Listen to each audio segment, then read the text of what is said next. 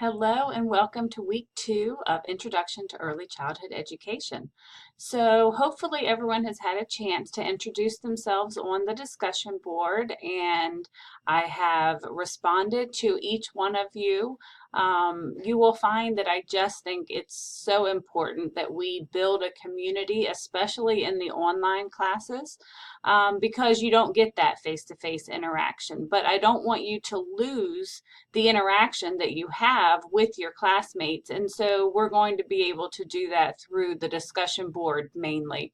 So please make sure that each week that we do have a discussion board that you participate and respond to your classmates. There will be a couple of times, especially as we get towards the middle of the semester, that I may tell you that you just have to post your response. You don't have to respond to your classmates, although you can.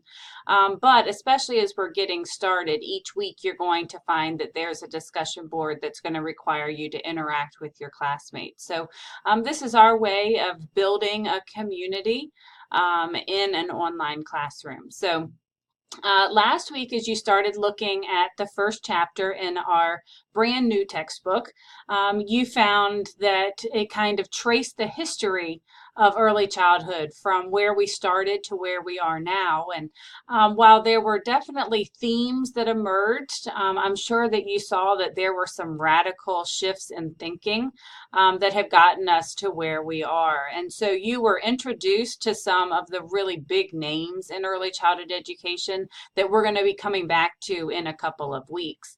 But this week, as we move forward into chapter 2, we're going to kind of start branching out and looking at what are the types of programs that are out there in early childhood education.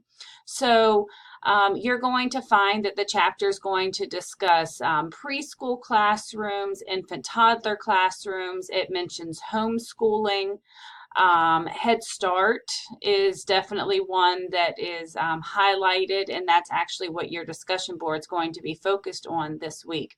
But really kind of getting you into what it looks like out in the real world. In the chapter, it actually shows you like a half-day schedule versus a full-day schedule. And those pages we're going to come back to when we actually get to our scheduling assignment, because they're kind of a good guide of how things might run in a classroom. But one of the main things that I want you to take from this chapter is the developmentally appropriate practice, which they and everyone in the field says is DAP, D-A-P. You are going to become extremely familiar with that. You're probably going to see it in every single chapter, but it is so important because that's what we are using to align what we know about children with what are best practices for teaching children. So the beginning of the chapter really spends time defining developmentally appropriate practice.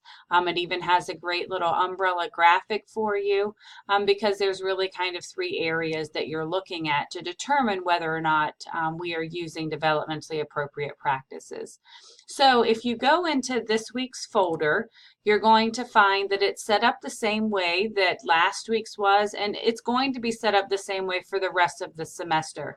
I kind of find, especially in the online classes, that if I keep things the same, then it's so much easier for students to navigate. You know that there's always going to be a video. You always know I'm going to tell you what we're talking about. The PowerPoint and any other resources are going to be provided for you. What it is that you're going to be doing, and if there is a discussion board, that's going to be on here. If there's an assignment, that will be on here as well. So the chapter 2 PowerPoint, you definitely, after you read the chapter, I would then review the PowerPoint because it just kind of highlights that main information. It is not meant to be in place of the chapter, but it is meant to kind of be a good summary for you. Now, this folder is one that I created for you this week, and you don't have to do it this week. I would definitely at some point in the semester go into this folder because what I put in here were short videos, like you see that they're around 8 minutes, 7.5 minutes, 5 minutes, but chapters 1 and 2 bring in some of those big names in early childhood education that also have programs that are built around that particular person or their theory. So I just kind of wanted you to have access to what these classrooms might look like. So I have High Scope, I have Reggio, we have Waldorf.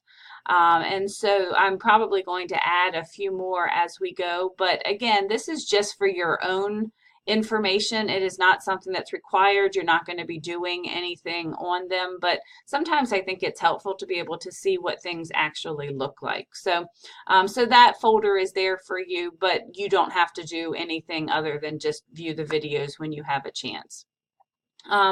But your discussion board this week is going to focus around Head Start.